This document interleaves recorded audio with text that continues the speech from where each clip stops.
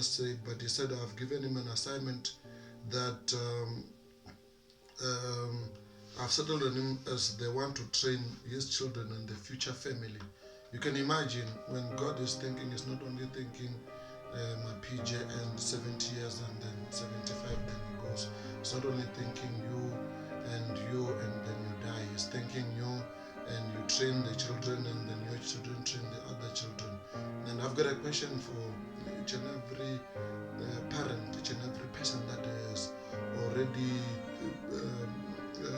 given birth to children, to say that if God has already equipped and He has said that your existence is not only to exist but to also train your children to observe God's way of life, you can pick that He's not saying that He should train them any other thing but to observe the God's way of life. And you want to ask yourself, what is God's way of life? It is to live right. It is to do things that morally right. How do you train them? By observing how your children are doing things, how everybody is doing things, how do they talk, how do they say things, how do they communicate, what are they watching, what are they listening to. That is the guardian and the platform of each and every normal parent that wants to say that I am training my children.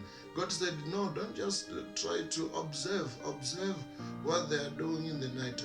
How are their sleeping patterns? How often, if they happen to wake up, if they are waking up, what do they do?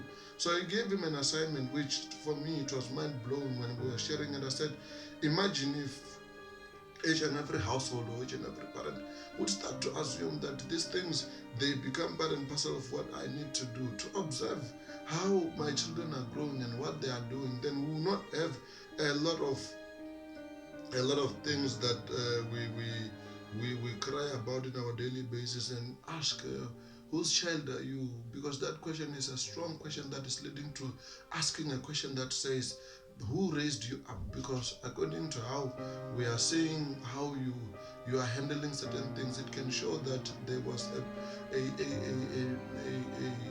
person who couldn't complete his duties. You need to be raised well, you need to be nurtured, you need to be observed and to be taught. Don't do that, don't say that, don't watch that, don't listen to that, don't start sharing, and that and that and that. And when you grow, it gets to be easier. Then you won't be finding yourself trying to undo things that became a pattern of what you lived with. Because yes, in certain families it is not allowed to be cursing every day, but in some families it becomes a norm. Imagine if now you become one with one who in their families cursing just became part and parcel of food that they eat every day. If they don't curse, they don't feel like it has become a day that has been completed. And here you are, you were raised with morals where cursing becomes the last phase, where when a person is trying to show how extreme angry they are, then you just pick it up by them saying words that are very, very, very abnormal to come out from their mouth. And I urge you, as much as God spoke to Abraham, He's speaking to us and He's speaking to individuals during this quarantining time, during these times where families have gathered.